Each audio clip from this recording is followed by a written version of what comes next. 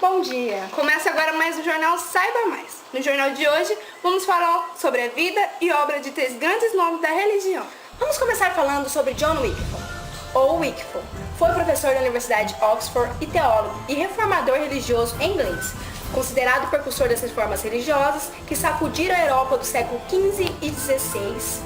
Trabalhou na primeira tradução da Bíblia para o idioma inglês, que ficou conhecido como a Bíblia de Wycliffe. Vamos agora com a nossa repórter, que vai falar da Inglaterra. Olá, Ana! Olá, Vanessa! Estamos aqui falando sobre John Wycliffe. Podemos falar um pouco de sua família, que era tradicional da região de Yorkshire. Sendo que na época de seu nascimento, as propriedades familiares cobriam um amplo território e arredores de Whipshire. Não há certeza sobre o ano do seu nascimento. Um dos mais citados é 1320, mas há variações de 1320 a 1328. Falando aqui com a teóloga Milena, você pode me dizer como foi a vida de John Wycliffe na universidade? Bom, não se sabe ainda o ano que ele foi enviado pela família para estudar na Universidade de Oxford, mas há certeza de que ele estava lá desde 1345. Na universidade, aplicou-se nos estudos de teologia, filosofia e legião canônica.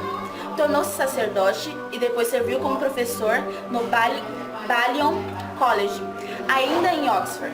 Por volta de 1365, tornou-se bacharel em teologia e em 1372, doutor em teologia. Obrigada, Aline e a nossa teóloga Milena, que falam da Inglaterra. Agora vamos falar de John Huss. John Huss foi um pensador e reformador religioso. Ele iniciou seu movimento religioso baseado na ideia de Wycliffe. Os seus seguidores foram conhecidos como os hussistas. A Igreja Católica não perdoou tais rebelião e ele foi excomungado em 1410. Condenado pelo Concílio de Constância, foi queimado vivo e morreu cantando um cântico.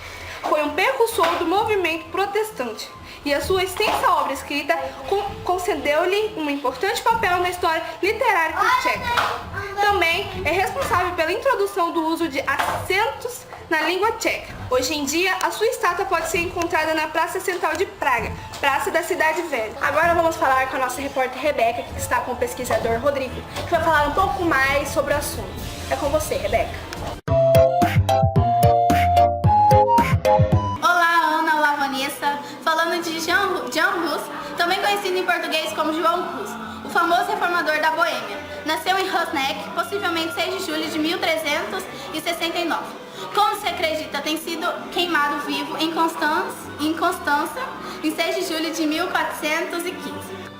O nome Huss é a abreviação do lugar onde nasceu, feito pelo próprio. Em cerca de 1399, seus pais eram tchecos e poucos posses. Estamos aqui com o pesquisador Rodrigo. O que você pode me dizer como ele ganhou a vida? Foi grandemente influenciado por Stanislav de Snodman, que foi mais tarde seu amigo íntimo, finalmente seu inimigo.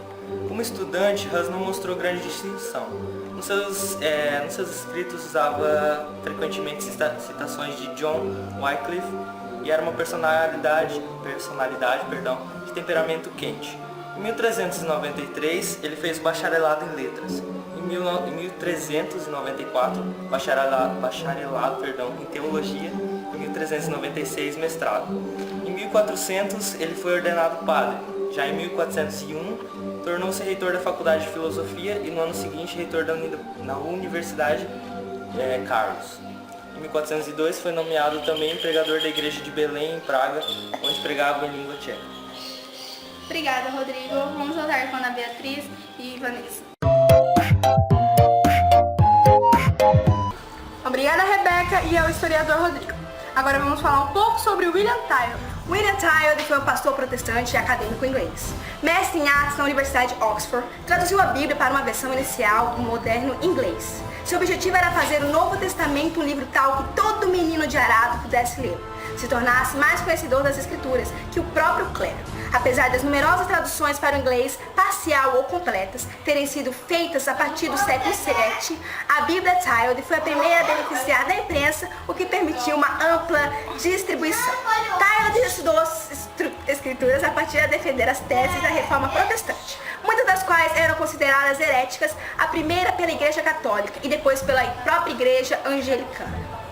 As traduções de Tilde foram banidas pela autoridade do próprio Tilde. Foi queimada na fogueira em 1536, em Vilvoorde, Bélgica. Sobre a investigação dos agentes de Henri VIII, a Igreja Anglicana, suas últimas palavras foram: Senhor, abre os olhos ao rei da Inglaterra, o que de fato aconteceu anos depois. Olá, bom dia! Estamos aqui mais uma vez falando com o historiador Rodrigo e a teóloga Milena sobre William Tilde, que nasceu aproximadamente em 1483 na vila de North-Nigel, ordenou o sacerdócio em 1502, ele se distinguiu em Oxford, recebendo seu diploma de bacharel em artes em 1515. Mais tarde, ele se transferiu para Cambridge, onde se tornou familiarizado com Erasmo e seu Novo Testamento grego. Enquanto atravessava esse tempo de reflexão, Tilde experimentou uma iluminação espiritual semelhante à de Lutero. Como foi o seu estudo sobre Lutero? Bom, quanto mais ele estudava esse tesouro recém-descoberto, mais acumulado se tornava a sua preocupação no sentido que seus companheiros ingleses compartilhassem. Foi durante esse período de formação que aconteceu a clássica discussão de Tilde com um papista fanático. Antagonizado pela sua incapacidade de refutar a racionalização bíblica de Tilde, o exasperado sacerdote gritou: seria melhor que ficasse sem as leis de Deus do que sem as leis do Papa. Ao que Tilde retorquiu indignado: desafio ao Papa todas as suas leis, e se Deus me poupar a vida por muitos anos, levarei o garoto que conduz o arado e conhecer mais a Escritura do que vós. E você, o que me fala sobre isso?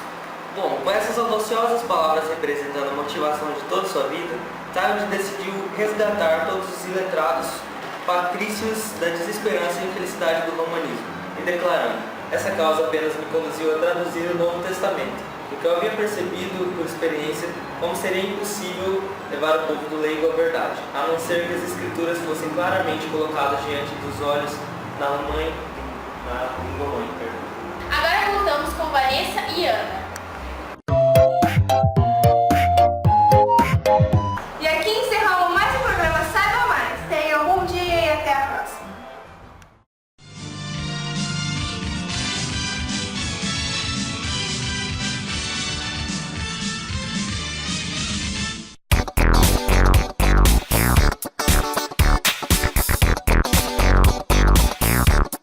Agora voltamos com Vanessa e Ana. Mestre em artes na Universidade de Oxford, traduziu a Bíblia para uma... Obrigada,